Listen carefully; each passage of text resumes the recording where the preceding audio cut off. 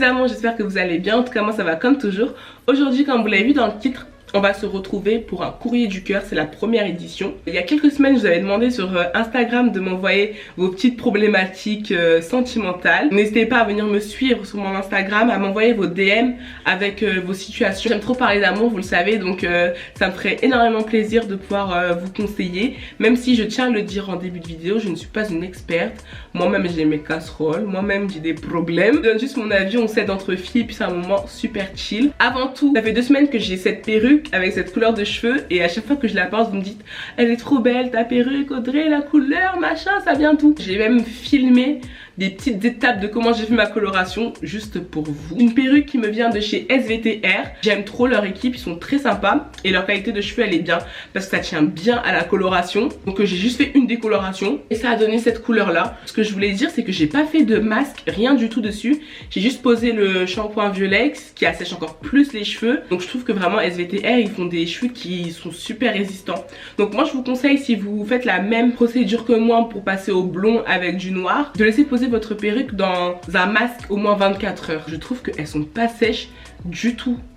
Franchement je trouve ça génial. J'ai juste mis de l'eau et un peu de spray. J'avais mis il y a quelques jours, là j'en ai pas rajouté, j'ai juste mis de l'eau aujourd'hui et ça a donné ça. Je vous mettrai bien sûr toutes les informations de la perruque en barre d'infos. Donc voilà tout pour mes cheveux. Si j'ai des codes promo tout ça, bah comme je l'ai dit, tout sera en barre d'infos. Bon, avant de commencer la vidéo, n'hésitez pas à vous abonner si c'est pas encore fait, ça me fait énormément plaisir. Je vois que la famille grandit de plus en plus, donc ça c'est génial. Ensuite, venez me suivre sur Snapchat et Instagram, c'est la base des bases. Je sais pas pourquoi t'es pas abonné là-bas, donc viens me suivre. Et je pense que j'ai fini de faire mon blabla et je vous laisse avec la suite de la vidéo.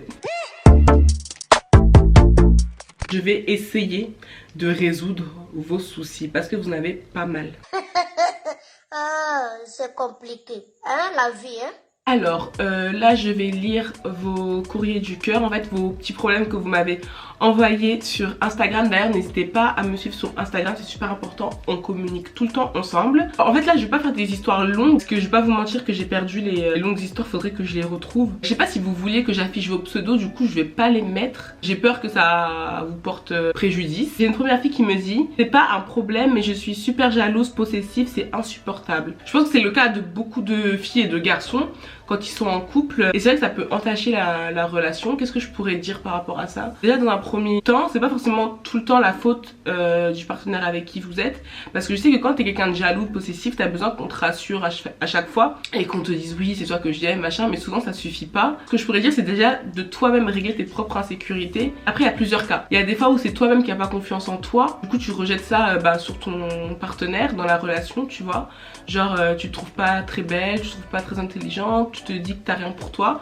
du coup ça va se transmettre dans la relation et tu vas te dire que forcément te trouver mieux ailleurs et donc c'est pour ça que t'es jalouse ou jaloux. Donc faudrait essayer de voir par rapport à toi-même, parce que moi je pense que c'est déjà un problème de soi-même avant tout, tu vois. C'est ta personnalité, de confiance en toi. Ensuite il y a une histoire de vie, tu vois, parce que tu t'es déjà fait tromper, trahir, et donc du coup ça rejaillit dans tes relations futures et ou même dans la propre relation où tu es. Peut-être que la personne t'a déjà trompé, t'a déjà menti à plusieurs reprises, ce qui fait que tu n'as plus confiance en la personne et ce qui fait que tu es jalouse, maladive, possessive. Donc il y a ce cas là aussi, mais dans tous les cas je pense qu'il faut régler le problème de manière individuelle, dans le sens où je me dis que si tu as confiance en toi, forcément tu seras moins jalouse excessive, parce que tu te dis dans tous les cas moi j'ai rien à me reprocher, je sais que j'ai des qualités, je suis belle, je suis gentille, je suis honnête, tu vois ce que je veux te dire? Ouais, après en couple, voilà, il y a le caractère aussi, tu peux être jalouse, en faire part à ton partenaire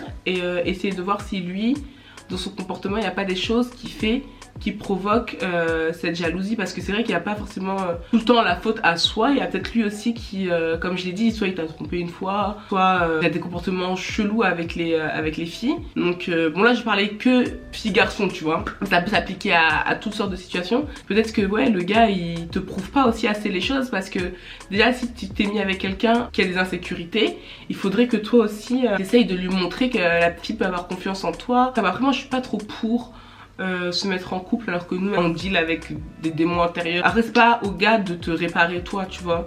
je sais pas comment expliquer. Faut pas que tu comptes sur ton partenaire pour régler toi tes propres insécurités.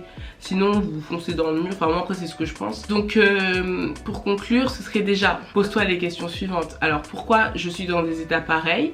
Est-ce que ma réaction elle est justifiée par rapport à la situation? Et si tu vois que en vrai c'est pas une situation de fou, il te donne pas des raisons d'être jalouse, c'est que c'est toi intérieurement et personnellement qui dois régler ce problème là, et cela passe par je pense, là je donne que mon avis, je pense que tu dois retrouver confiance en toi, prendre du temps pour toi-même, apprendre à être seule aussi, c'est super important.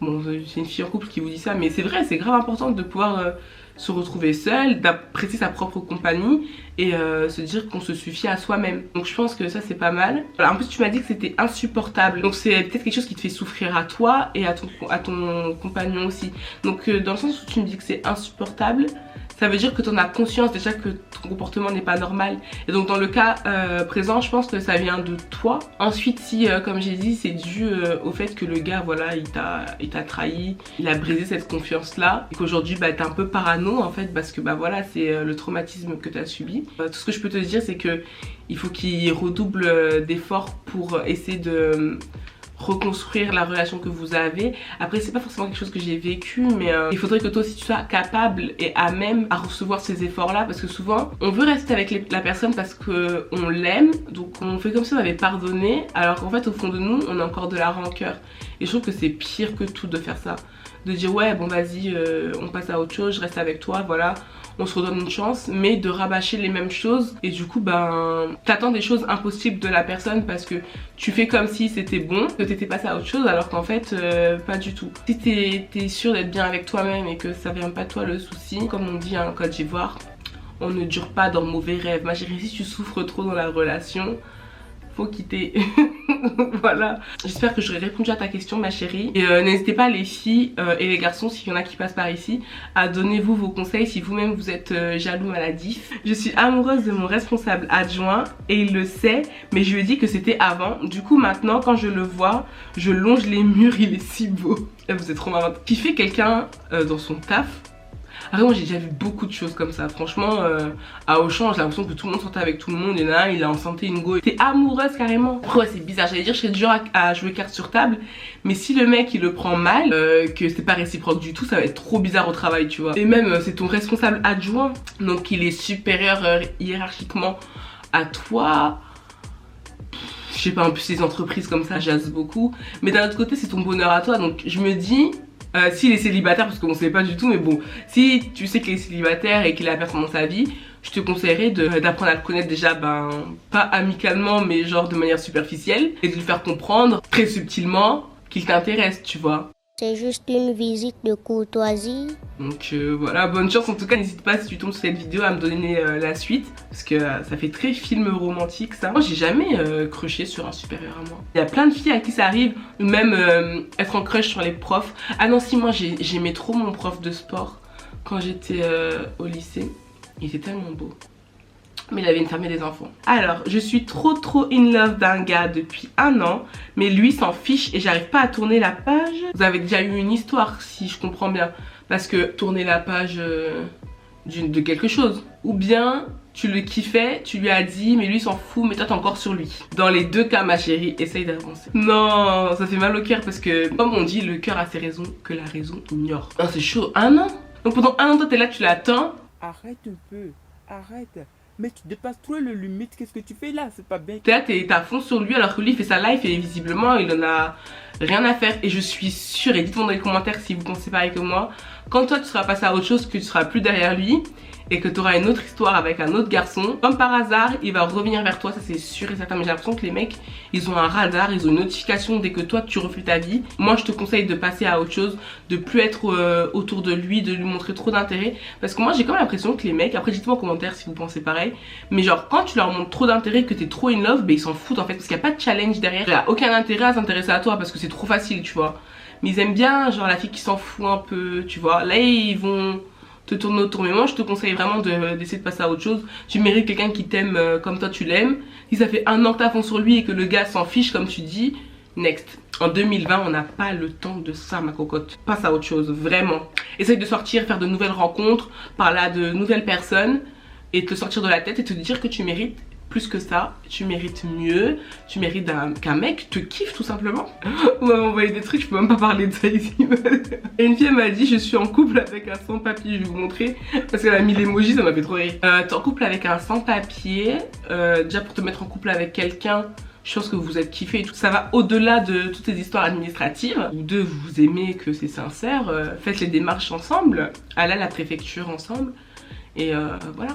Faites les démarches ensemble, Joe. À part si c'est le mec qui s'est rapproché de toi et juste pour les papiers, au final t'as appris que lui c'était que par intérêt, qu'il t'aimait pas alors que toi tu l'aimes, tout ça. Moi tu m'as juste dit je suis en couple avec un sans-papier. Sinon si c'est un fuckboy, dénonce-le. Il va rentrer chez lui. Hey, la profiasse, tu as créé quelque chose de mauvais. Demain je dois aller parler à ma crush et j'ai peur. Première fois que je prends les devants. C'est normal d'être stressé, d'avoir peur. Parce qu'en fait, on a surtout peur du rejet, tu vois. Ça fait peur à tout le monde. Mais moi, je trouve ça assez courageux de prendre l'initiative d'aller parler à la personne. Et en fait, en vrai, tu te dis quoi? Dans tous les cas, on n'est pas ensemble, donc j'ai rien à perdre. J'ai tout à gagner, je serais juste fixée. Soit on se met ensemble parce que la personne elle me kiffe aussi, donc c'est génial. Soit c'est un stop et j'arrête de me faire des faux espoirs sur une personne, de fantasmer sur la personne alors qu'elle ne veut rien avec moi. Donc je trouve que c'est une très bonne initiative. Bon, je pense que depuis le temps, bah tu l'as fait, hein, parce que ça fait quand même quelques semaines. N'hésite pas si tu tombes sur la vidéo à nous dire comment ça s'est passé, c'est un oui ou un non. Dans tous les cas, la démarche est positive et je te félicite. Parce que moi je sais pas si j'aurais eu le cran de le faire. Non, j'aurais jamais eu, non, j'aurais jamais eu le cran de le faire. Moi j'ai kiffé des gens en secret, je leur ai jamais dit. J'ai fait des nudes pour un mec et là je me sens dégueulasse parce que j'arrive plus à dire non. Déjà je sais même pas quel âge elle a et je me dis mais ça peut être ma soeur ou... Oh, c'est un truc de fou. Je pense que vous avez eu une certaine intimité, enfin dans vos conversations, et j'ai pas de plus d'informations que ça, j'ai juste le message là. Donc si t'en arrives à envoyer des nudes, tu lui faisais en quelque sorte confiance, tu vois. Ils sont dégueulasses d'avoir fait ça parce que t'arrives plus à lui refuser. Genre t'arrives à un stade de telle dépendance affective virtuelle, parce que je sais même pas si tu le connais le gars ou si vous êtes juste connus sur les réseaux où vous parlez et ça en arrive à un stade où tu envoies des photos de toi dénudée. Mais ce que je trouve super grave, c'est que voilà, t'es tellement dépendante affectivement de lui, t'as tellement peur, je pense, que le gars déjà te trahisse dans un certain sens, hein, divulgue les photos et ensuite que le gars bah, te next et passe à une autre, pas une proie mais à une autre fille, que t'arrives plus à refuser. Donc du coup tu continues. Dans un premier temps, il n'y a rien de sale, hein. Envoyer des photos, des nudes, franchement c'est entre deux personnes qui semblent être d'accord, donc il n'y a rien de sale là-dedans, c'est le corps humain, donc non, ça c'est pas un souci, tu devrais pas avoir honte de ça. Ce que je te conseillerais de faire, c'est de mettre fin à tout ça en fait. Dans tous les cas, même si le gars il veut plus te parler parce que t'arrêtes de lui envoyer des photos de toi à poil, c'est que simplement il n'avait rien à faire avec toi, c'est qu'il ne voulait rien d'autre de toi et qu'il ne t'aimait pas du tout en fait. Donc tu mérites beaucoup mieux que ça, j'espère pour toi que tu le sais, hein, que tu mérites plus qu'un mec qui veut juste voir tes fesses. Parce que là en fait on arrive à un stade où on est passé de je t'envoie la photo parce que visiblement je le veux, à je continue à t'envoyer des photos parce que visiblement je suis forcée à le faire, j'arrive plus à dire non. Et tu te sens mal. Moi je te conseille d'arrêter, de mettre fin à ça, de lui dire que voilà, moi je suis plus dans ce délire là, j'ai plus envie d'envoyer des photos, basta. Et si le gars le prend mal, il veut te nexter, et ben tant pis, c'était pas fait pour toi ma chérie.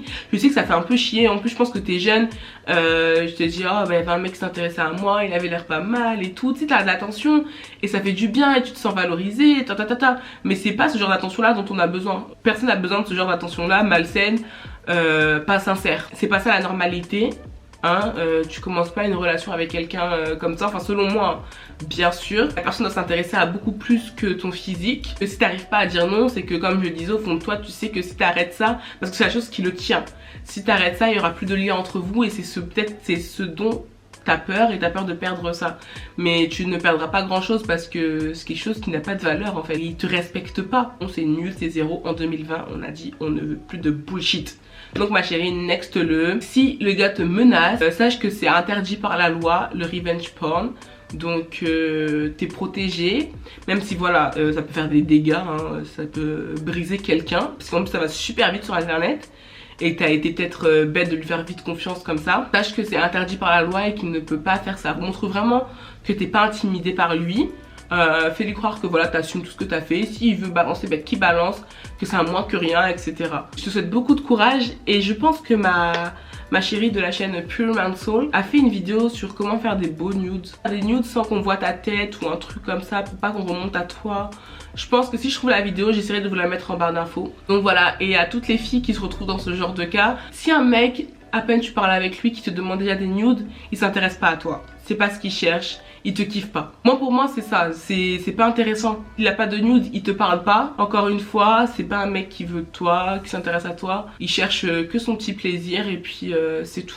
Moi je vous dis pas de pas envoyer de nudes. Je dis qu'il y a des personnes à qui il faut pas envoyer de nudes. Le côté positif c'est que ça te servira de leçon et que je te méfierai à l'avenir. En tout cas il n'y a pas à se sentir sale. C'est des photos, c'est ton corps, t'es magnifique. Il n'y a pas à se sentir sale pour ça. En couple avec mon crush de toujours mais je me sens alone. Et ça je pense que ça arrive à beaucoup de personnes d'être en couple avec quelqu'un que vous avez idéalisé. De parvenir à avoir une relation avec la personne et au final de redescendre de très haut. Je sais même pas quoi te dire par rapport à ça. Moi je te conseille de parler avec la personne, de lui dire que ok, ben moi c'est vrai, ça fait un moment que je te kiffais et tout, mais là on est ensemble, mais j'ai l'impression que je suis toute seule. J'essaye de voir ce qu'il en ressort, ce qu'il en dit, si lui il ressent la même chose ou pas. Mais je trouve ça assez bizarre quand même d'être en couple et de se sentir seule. Ça peut arriver, il y a des phases dans la relation où peut-être que vous êtes en froid et tout ça. Mais c'est quand même chelou. Parce que normalement quand t'es en couple, vous aimez quoi. Enfin genre on s'apprécie un minimum, on s'intéresse l'un à l'autre. Donc pose-toi des questions ma chérie. Peut-être qu'il y a une side chick, on sait pas hein. Parce que comme ma mère dit souvent, un homme c'est comme un petit singe. Il ne quitte pas une branche sans avoir la main accrochée à une autre.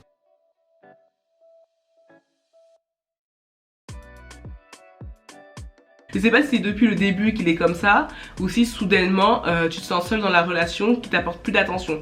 Donc tout ça, essaye de faire ta petite enquête, de discuter avec lui. Et si lui dit non, moi je trouve que je te porte de l'attention, c'est bizarre. J'espère que tu pourras régler ton problème ma belle. J'espère que mon conseil t'aura aidé.